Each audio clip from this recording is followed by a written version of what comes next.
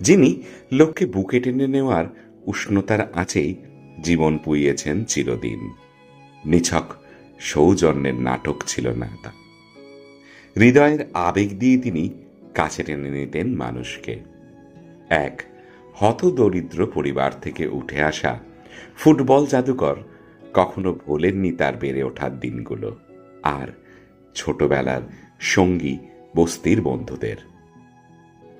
সফিস্টিকেশনকে তুড়ি মেরে উড়িয়ে দিতে পেরেছেন তিনি, আর জড়িয়েছেন বিতর্কেও। গোটা দুনিয়ায় সব হারানো মানুষও ফুটবলের অন্যতম শ্রেষ্ঠ শিল্পীকে গ্রহণ করেছেন, তাকে চেটে পুটে নিয়েছেন সর্বস্ব দিয়ে। এদের জন্যই দিয়াগো আর্মান্দো মারাদোনা বেঁচে ছিলেন, বেঁচে আছেন আর বেঁচে থাকবেন অমর হয়ে। মারাদোনা 4টি বিশ্বকাপ কোয়ালিফায়ার আর ফাইনাল রাউন্ড মিলিয়ে 29টি খেলায় 11টি গোল করেছেন, যার মধ্যে ফাইনাল পর্যায়ে ছিল 21টি ম্যাচে 8টি গোল। 18 বছর অর্থাৎ 1977 থেকে 1994 সাল পর্যন্ত দেশের হয়ে মোট 91টি খেলায় করেছিলেন 34টি গোল। সিনিয়র ক্লাব পর্যায়ে 22 বছর খেলে অর্থাৎ 1976 থেকে 1997 এই 22 বছরে 589টি ম্যাচে করেছিলেন 310টি গোল এবং তার চেয়েও অনেক বেশি করেছিলেন অ্যাসিস্ট। 20 বছরের স্প্যানে অর্থাৎ 1994 থেকে 2008, 2011-12 এবং 2017 থেকে 2020 এই 20 বছরে 6টি ক্লাব দলের কোচ কাম ম্যানেজার এবং 4 বছরের স্প্যানে একটি ক্লাব দলের অর্থাৎ 2013 থেকে 2016 সাল পর্যন্ত সহকারী কোচ বা ম্যানেজার ছিলেন তিনি। এরই সঙ্গে দেশের ফুটবল টিমেরও কোচ বা ম্যানেজার ছিলেন 3 বছর, 2008 থেকে 2010 সাল পর্যন্ত। অনবদ্য স্কিল আর সহজাত ফুটবল বোধ তাকে ফুটবলের ঈশ্বরের বরপুত্র বলে চিহ্নিত করেছিল। 5 ফুট 5 ইঞ্চি উচ্চতা আর মাঝারি ধরনের দৈহিক গঠন তাকে দ্রুতগতি আর প্রতিপক্ষের দৈহিক চাপ প্রতিরোধ করার ক্ষমতা দিয়েছিল। তাই তিনি অনায়াসেই পূর্ণ গতিতে ড্রিবলিং করে প্রতিপক্ষের গোল লাইনে পৌঁছে যেতেন এবং সতীর্থদের সঠিক পাস দিতে পারতেন। নিজের মাঠে খেলতে খেলতে আর জীবনের পথে চলতে চলতে সবার অলক্ষ্যে নিজের একটা অন্য টিমও বানিয়ে ফেলেছিলেন তিনি, সেটা সজ্ঞানেই। তিনি নিজে কোথা থেকে খেলা শুরু করে কোন রাস্তা দিয়ে যে বিপক্ষের গোলে পৌঁছে যেতেন তা যেমন প্রতিপক্ষের কাছে এক বড় ধাঁধা ছিল, তার চেয়েও বড় ধাঁধা তাকে নিয়ে কোনো লেখা বা গল্প করা শুরুর পদ্ধতিটা জেনে যাওয়া। 22 জুন 1986 সাল এই তারিখে উত্তর কলকাতার নিজের বাড়ির একটি ঘরে অ্যান্টিনা মুখর সাদা কালো টিভিতেই স্বর্গীয় সুখ পেয়েছিলাম সেদিন। 1986 বিশ্বকাপের কোয়ার্টার ফাইনালে সেদিন ইংল্যান্ডের বিরুদ্ধে স্বপ্নের গোল করেছিলেন আর্জেন্টিনার 10 নম্বর জার্সিধারী, যে গোল তর্কাতীতভাবে বিশ্বকাপের সেরা গোল বলে আজও চিহ্নিত হয়। তার ঠিক আগেই ইংল্যান্ডের গোলকিপার পিটার সিলটনকে বোকা বানিয়ে হাত দিয়ে করেছিলেন ওই 10 নম্বর জার্সিধারী এবং খেলা শেষে তিনি নিজেই বলেছিলেন ওটা ছিল ঈশ্বরের হাত। আর্জেন্টিনার 2-1 গোলে জেতা সেই ম্যাচে তার প্রতিপক্ষ ছিলেন কিংবদন্তি গ্যারি লিনেকার, যিনি সেদিন ইংল্যান্ডের একটি মাত্র গোল করেছিলেন। আজ থেকে বছর 3 আগে দিয়াগো মারাদোনার মৃত্যুর পরে সেই গ্যারি লিনেকার টুইট করে জানিয়েছিলেন, আর্জেন্টিনা থেকে খবর এলো মারাদোনা আর নেই, আমার প্রজন্মের সেরা ফুটবলার, তর্কহীনভাবে সর্বকালের সেরা। অবশেষে ঈশ্বরের হাতে নিজেকে সঁপে দিয়ে হয়তো শান্তি পাবে। ঈশ্বরের হাত আজও ভোলা হয়নি লিনেকারের বা সারা বিশ্ববাসীর। তবে ঈশ্বরের পা দুটো কোনোদিনও ভুলবেন না তারা। সব সময় তিনি চাইতেন নিজের পায়ে বল থাকুক। নিরবিচ্ছিন্ন শান্তি পেতেন শুধু ফুটবল খেলে। শেষ জীবনেও বলের প্রতি আকর্ষণ আর বল নিয়ে জাদুময় ড্রিবলিংয়ের প্রতি পক্ষপাতিত্ব অটুট ছিল তার। আরো ভালো খেলা, আরো জয়, এই দুটোই ছিল তার কাঙ্ক্ষিত লক্ষ্য। প্রায় তিনি বলতেন, যে কোনো জায়গায় আর যে কোনো সময় একটা বল দিয়ে শুধু দেখুন কি করা যায়। যা করেছিলেন পায়ে বল নিয়ে। ফুটবলের আজীবনের রসদ থেকে গেছে ফুটবল প্রেমীদের মনে। আর তারা মনে রেখেছেন যে নিজের মাঠ তিনি কোনোদিনও ছাড়েননি। এখানেই তার টিমে ঢুকে গিয়েছিলেন বিশ্ব ফুটবল প্রেমীরা। 1986-87-তে ইতালির সিরি এ জিতেছিল নেপোলি, প্রায় শুধু দিয়াগো আর্মান্দো মারাদোনার ওপর ভর করে। সেই জয়ের কয়েকদিন আগে নিয়মিত মাঠে যাওয়া নেপোলি সমর্থক এক ফুটবল প্রেমী আচমকাই মারা যান। নিয়ম মাফিক তাকে সমাধিস্থ করা হয় নেপলসের এক সমাধিক্ষেত্রে। এই ঘটনার মাত্র কয়েকদিন পরে নেপোলি সিরি এ জেতার পর সেই ফুটবল প্রেমীর কবরের গায়ে তার কোনো এক বন্ধু নেপোলি সমর্থক লিখে দিয়েছিলেন, তুমি জানো না তুমি কি হারিয়ে চলে গেছ। বিশ্বকাপ, সিরি এ বা জীবনে আরো অসংখ্য পুরস্কার জেতা মারাদোনার ফুটবল জীবনে এটাই ছিল সম্ভবত শ্রেষ্ঠ পুরস্কার। আর মারাদোনার ফুটবল জীবনে সম্ভবত দ্বিতীয় শ্রেষ্ঠ পুরস্কার ছিল একটি খেলায় প্রতিপক্ষ খেলোয়াড়দের তাকে 30 বার ফাউল করা, যা ফাউলের ইতিহাসের ক্ষেত্রে ছিল এক বিশ্ব রেকর্ড। অপ্রতিরোধ্য মারাদোনাকে ট্যাকেলের নাম করে কতবার যে আক্রমণ করা হয়েছে মাঠে, তার হিসেব অনেক দক্ষ চার্টার্ড অ্যাকাউন্টেন্টও করে উঠতে পারেন না। একসঙ্গে কয়েকজনের সম্মিলিত আক্রমণে বারবার ভূপতিত করা হয়েছে মারাদোনাকে, কিন্তু আবার উঠে দাঁড়িয়েছেন অদম্য দিয়াগো আর্মান্দো মারাদোনা। ক্ষিপ্র গতিতে আর ড্রিবলের পর ড্রিবল করে বল সমেত ঢুকে পড়েছেন প্রতিপক্ষের গোলপোস্টে। প্রতিটা ম্যাচেই মারাদোনার প্রতিপক্ষের খেলোয়াড়রা অবিরাম ফাউল করে গেছেন তাকে আটকানোর নামে, কিন্তু নিজের মাঠ তিনি কোনোদিনও ছাড়েননি। এখানেই তার টিমে এন্ট্রি নিয়েছিলেন নেপলসের চিরদিনের বঞ্চিত ফুটবল প্রেমী আর ফুটবল শিল্প খোঁজা খেলার রসিকরা। মাঠে তাকে ঘিরে ফেলা ডিফেন্ডার মিডফিল্ডারদের যখন একের পর এক হেলায় কাটিয়ে বেড়াতেন একজন ঘাট্টা গোট্টা লোক, তখন মাঠের বাইরের সমান্তরালে একটা লড়াই তাকে বামপন্থী মতাদর্শের প্রতি সহানুভূতিশীল করে তুলেছিল। মাঠে যখন তিনি চমকপ্রদ প্রতিভার বিচ্ছুরণে একটার পর একটা গোল করতেন বা করাতেন, তখন মাঠের বাইরের সমান্তরালে সেই লড়াইটা তাকে বসিয়ে দিয়েছিল বিশ্বের যাবতীয় হ্যাভ নটদের পাশে, তাদের একমাত্র সামগ্রিক বাঁচার রসদ হয়ে।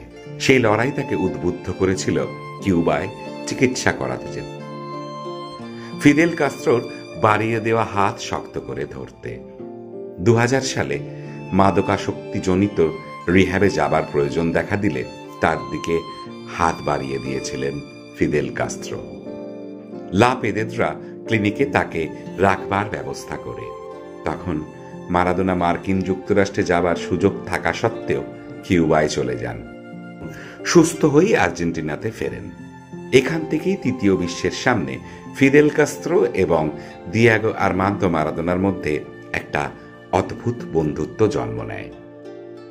মারাদোনার বাঁ পায়ে কাস্ত্রোর প্রতিকৃতি উল্কি করা ছিল।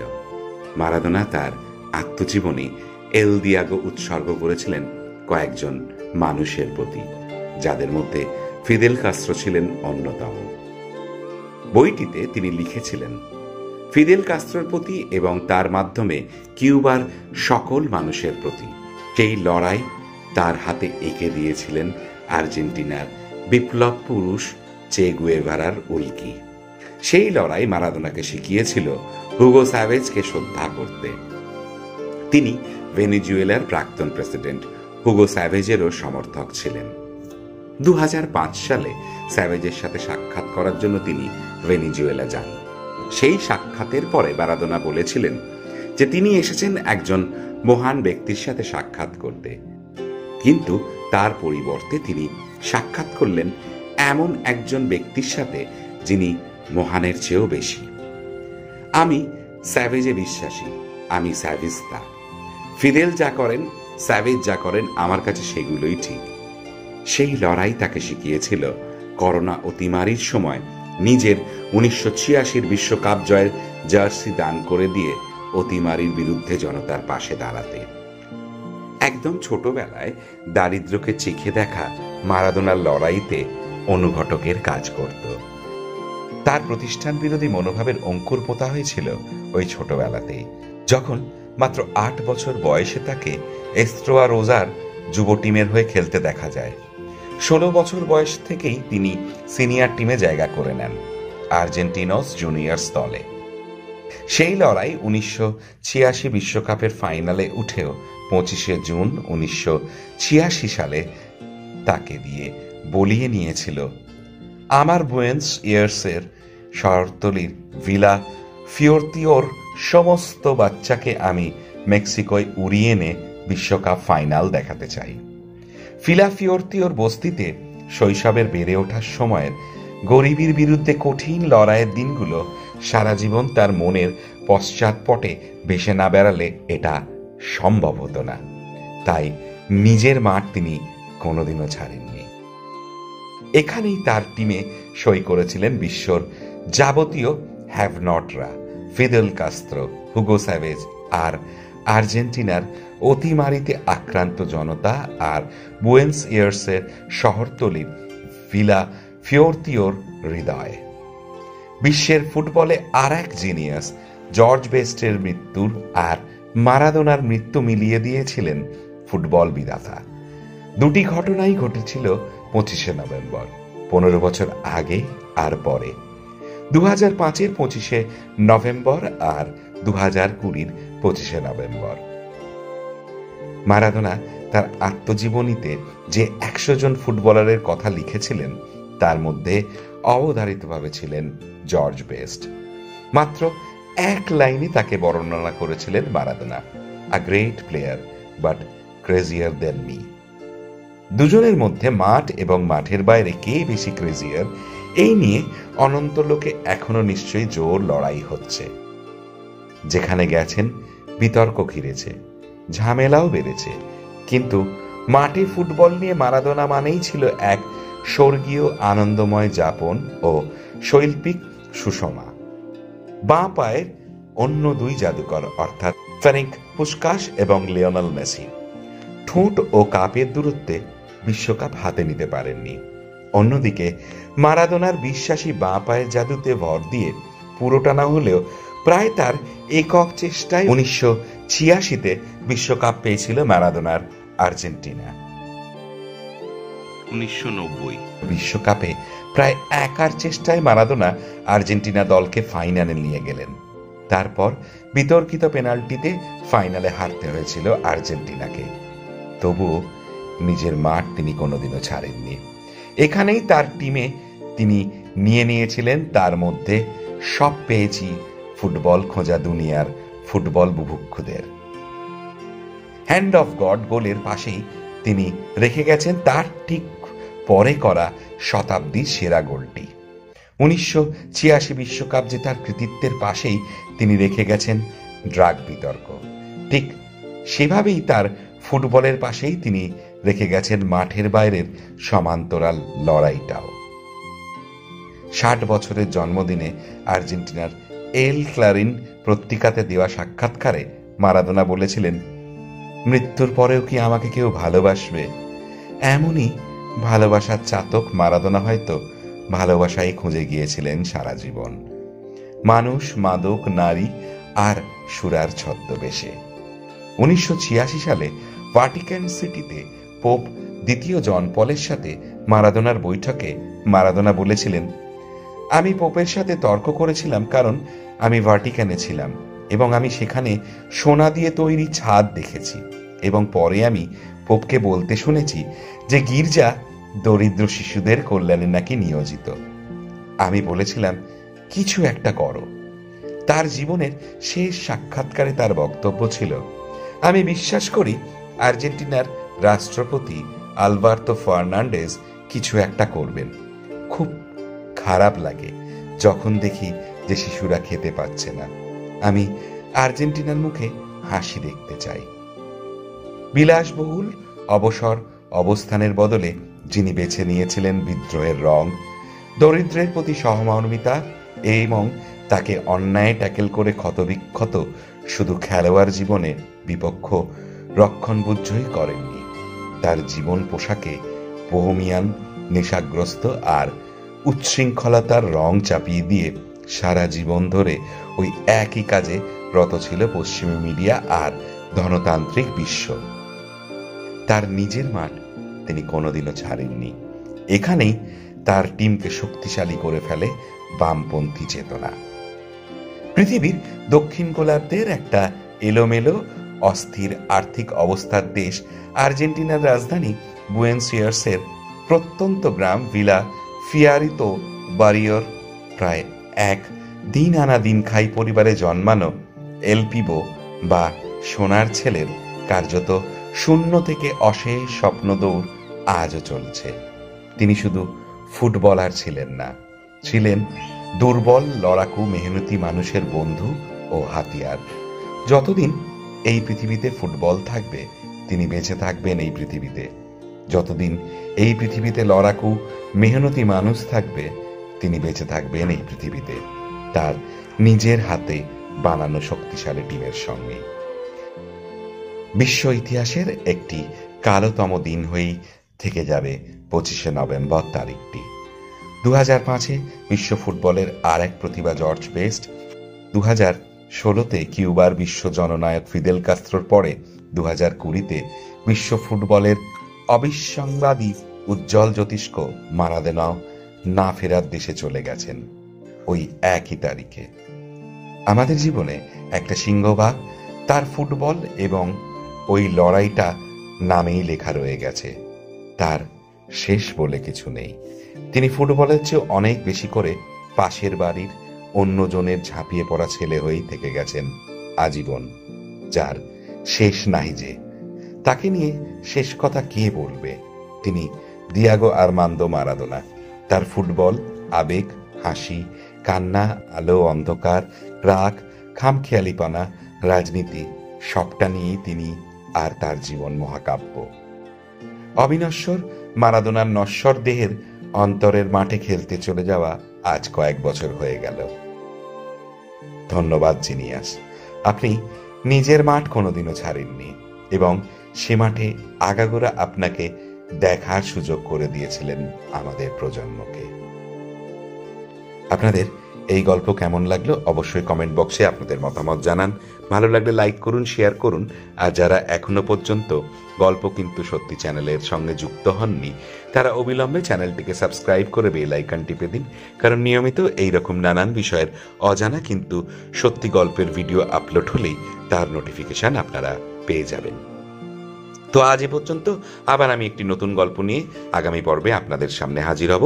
ততক্ষণ সবাই খুব ভালো থাকবেন।